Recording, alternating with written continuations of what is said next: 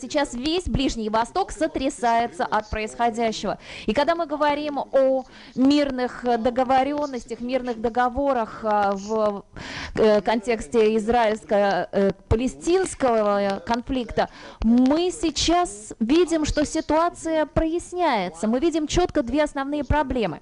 Одна из них, первая проблема – это договор, в котором я также участвовал. Вы сейчас знаете, что у нас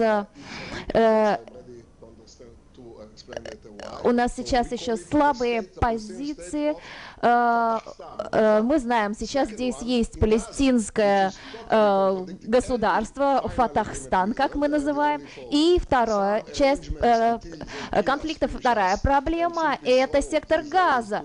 И сейчас мы не знаем, что будет. Израильтян сейчас они собираются выгнать куда? Обратно к морю или, может быть, обратно в Россию? Плюс еще не признается Организация освобождения Палестины, не признается Абу Маза. То есть сейчас ситуация намного сложнее, чем оно было. И да, сейчас в секторе Газа есть новая власть, возможно, можно говорить о том, что сейчас усиляется влияние исламистских движений, которые сейчас в Египте, в Ливии и в других местах выходят на передний план.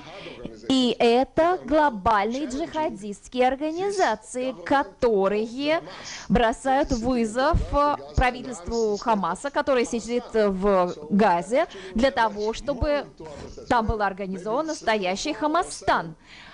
То есть там уже 3, 4, 5, 6, 7 сил разных пытаются вмешаться в ситуацию, поэтому ситуация усложнилась. Мы уверены в том, что палестинцы, исламисты, джихадисты, другие организации, они все постараются воспользоваться силой против нас, как только у них возникнет такая возможность, как только у них будет повод.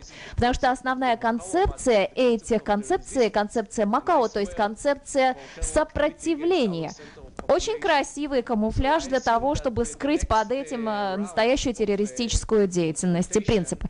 Поэтому я считаю, что следующий раунд конфронтации очень близок. Как бы мы ни старались оттянуть его, потому что для нас это важно, важно для палестинского народа самого в такой ситуации хотя бы какой-то стабильности добиться.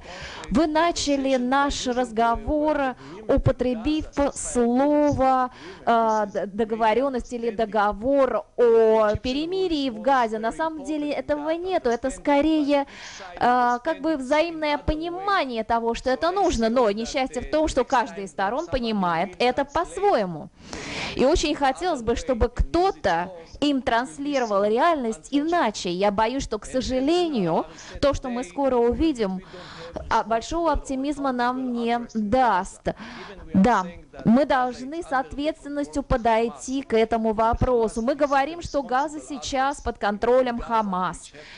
Хамас сейчас должны взять на себя практически государственную ответственность за население сектора Газа.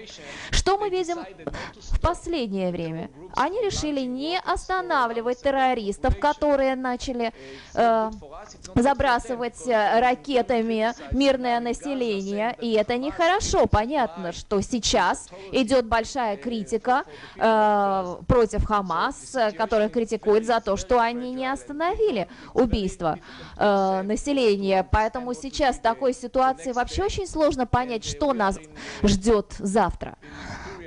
Мне кажется, что сейчас, в этот период, мы должны быть готовы, к сожалению, к следующему витку эскалации. В связи с тем, что произошло во французской Тулузе, эта трагедия напрямую имеет, конечно, отношение к ситуации на Ближнем Востоке, и мы должны отдавать себе отчет в этом, причем в самых разных аспектах.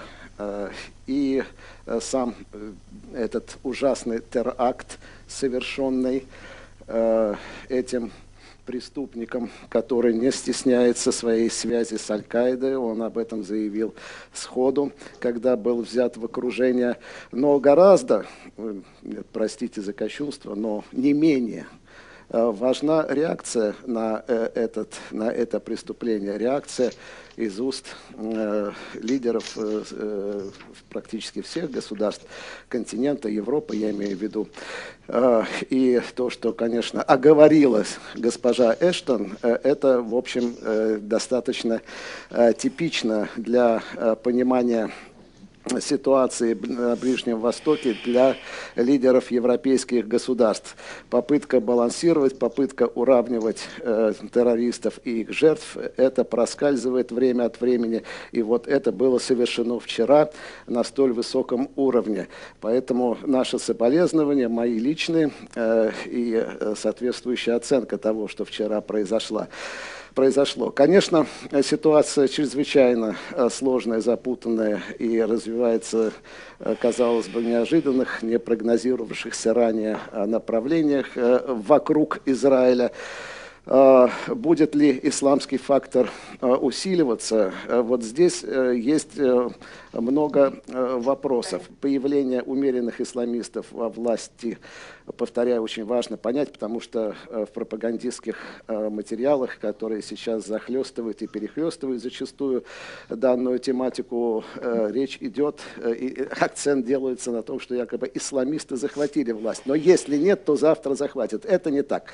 Исламисты участвуют во власти, да, на данном этапе. И это естественно, повторяю, потому что это было неизбежно в силу того, что именно они оказались той силой, которую подавляли эти диктатуры, не сменявшиеся десятилетиями, той силой, которую людям, уставшим от диктатур, трудно заподозрить в сделке, в взаимодействии с этими ушедшими диктаторами и еще не совсем рассосавшимися элитами того времени, тех времен.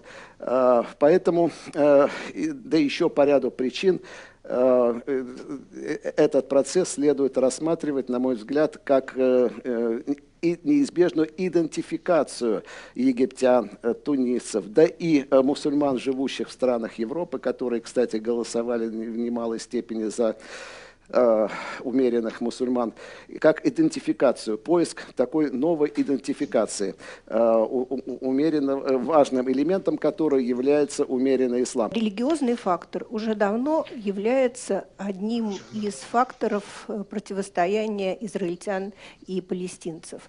И в последние десятилетия этот фактор постоянно усиливается. И как с той, так и с другой стороны все более претензии на решение конфликта исходят из каких-то и религиозных установок тоже. Поэтому, что касается влияния прихода исламских политических сил в окружающих арабских странах к власти, то здесь, мне кажется, прежде всего нужно говорить не о том, какое это окажет влияние на дальнейшее развитие противостояния и палестино-израильского конфликта, а мне кажется, тут скорее следует говорить о том, какое это окажет влияние на взаимоотношения между Израилем и его ближайшими соседями.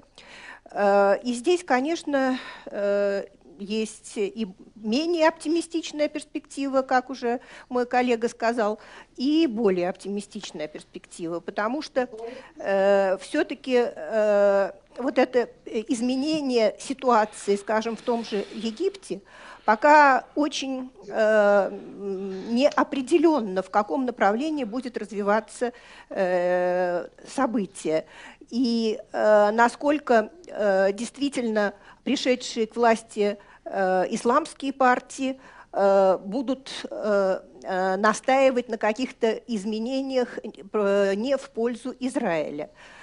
Есть предположение, что приход их к власти, наоборот, заставит их занять более умеренные позиции и смягчить те экстремистские установки в отношении Израиля, которые характерны были для них на протяжении многих десятилетий.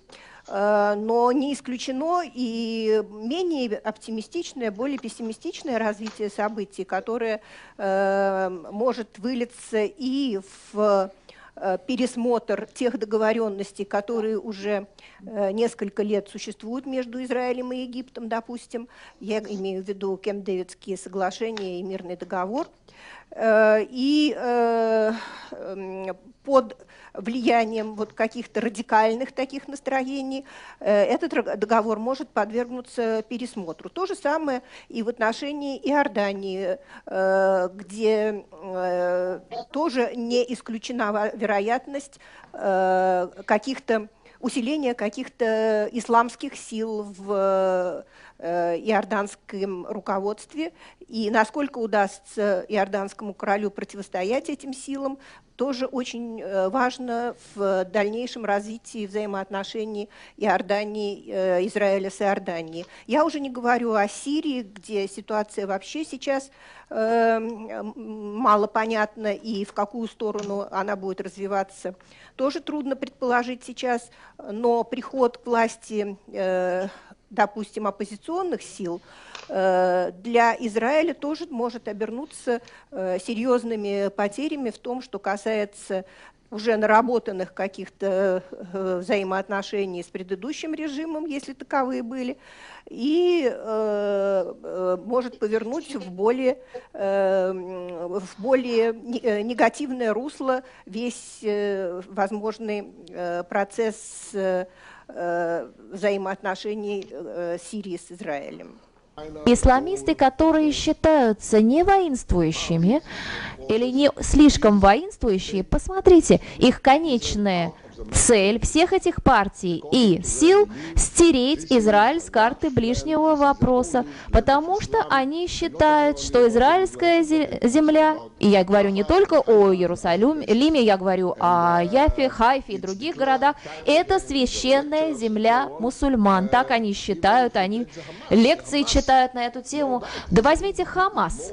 Да, Хамас немножко более прагматичный, чем исламистские джихадисты. Почему?